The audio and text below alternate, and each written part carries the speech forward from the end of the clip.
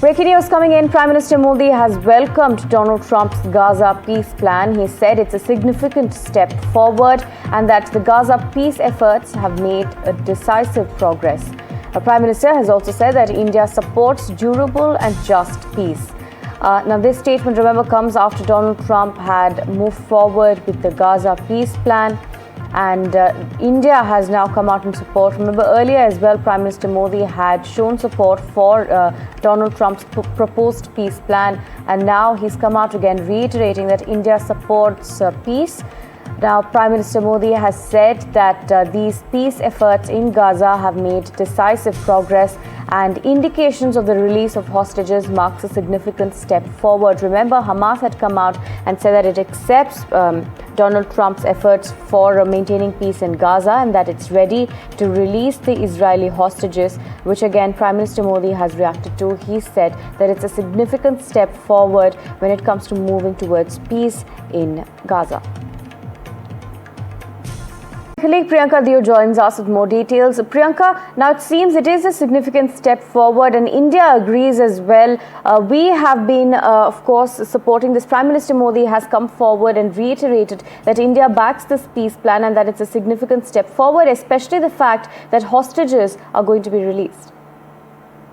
Well, on September 29, that was just a few days ago, Trump and Israeli Prime Minister Netanyahu unveiled it was actually a 20-point plan for Gaza. So they call this a breakthrough moment, a roadmap that would bring Israeli hostages home. It would dismantle Hamas's military power and also begin rebuilding Gaza as what they described as a new Gaza with investment, with jobs, with housing, etc. But just days later, Hamas has responded, and their reply is pretty telling. On the surface, Hamas says that they accept parts of the plan. They agree in principle to a ceasefire and even to prisoner and hostage exchange. That sounds like progress, yet when it comes to the toughest parts, disarming, stepping aside from control of Gaza, and accepting an internationally supervised government, Hamas has stopped short. They insist that more negotiations are needed, and they set conditions tied to field realities, meaning they want flexibility and stalling rather than hard deadlines. So what does this mean? On one hand, Hamas is signaling that they do not want to be seen as rejecting peace outright to the world.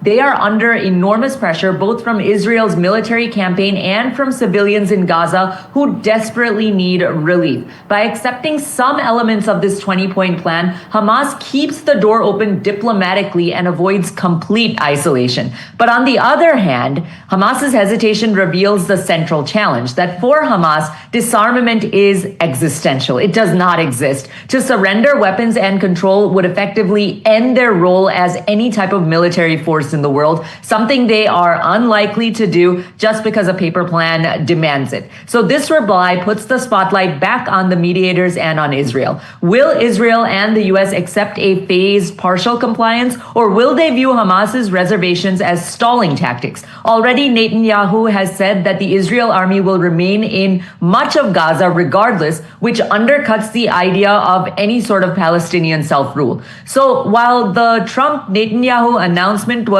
packaged as a historic day for peace, and Modi has agreed to it and encouraged it, Hamas's response shows just how far the reality lags behind the rhetoric. We may see some short-term steps, which are good, perhaps exchange of hostages, perhaps limited ceasefire, but as long as Hamas clings to weapons and Israel refuses a Palestinian state, the deeper and root conflict remains unresolved. So the bottom line here, Hamas' reply was not a yes, it was not a no, it was a strategic time stall, it was a maybe, and in the Middle East, that usually means more negotiation, more pressure, and unfortunately more certainty and civilian suffering on the ground.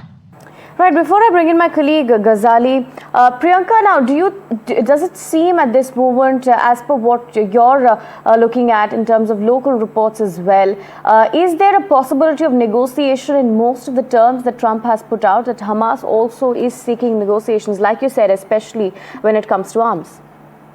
Well, it just depends on what Trump will do. Will Trump support Israel in fighting Hamas if they do not agree to any of the terms? That's why Hamas is trying to stall the conflict, right? So they just want time. They just want more and more time. So it really depends. The ball is back in Trump's court and Netanyahu's court. Are they going to keep negotiating with an extremist group, or are they going to take action? So if they take action, I don't think there's going to be much of negotiation. But if they keep negotiating, I mean, Hamas is just going to stall until they can't stall anymore.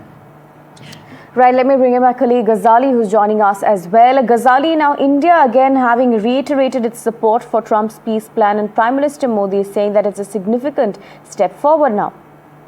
Certainly, India has its interest in the West Asia region, particularly because of the two reasons. One, we have very large diaspora in Middle East. Second, most of the energy needs are being catered by the countries in that region. And any instability or the continued instability or a kind of conflict which has been going on for the last 2 years, October 7, just 3 days later will mark the second anniversary of this, or marks 2 years of this conflict.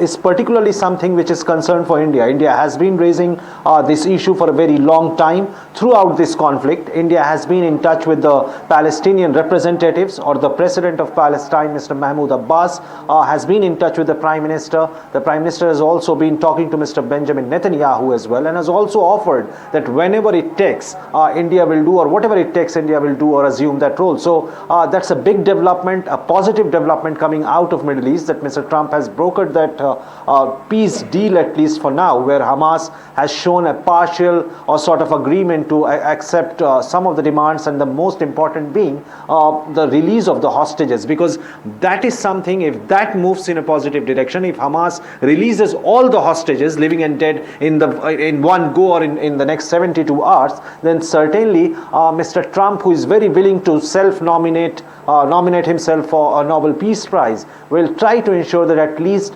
Israel is not allowed to break those terms, because in the past we have seen that it was Israel which broke the ceasefire, which was broken the ceasefire which was achieved earlier this year, and this time around there has been a lot of discontent among the supporters of Mr. Trump himself, and that is why in his video statement, if you see, he has not uttered the word Israel, he has not uttered the word Hamas, but he has thanked all the Arab leaders or the Arab countries and the representatives who have played the role of mediator and pushed Hamas to at least say yes to this deal, after a warning was issued by White House that if by tomorrow 6 p.m. Hamas doesn't agree to release hostages, all hell will break loose in Gaza.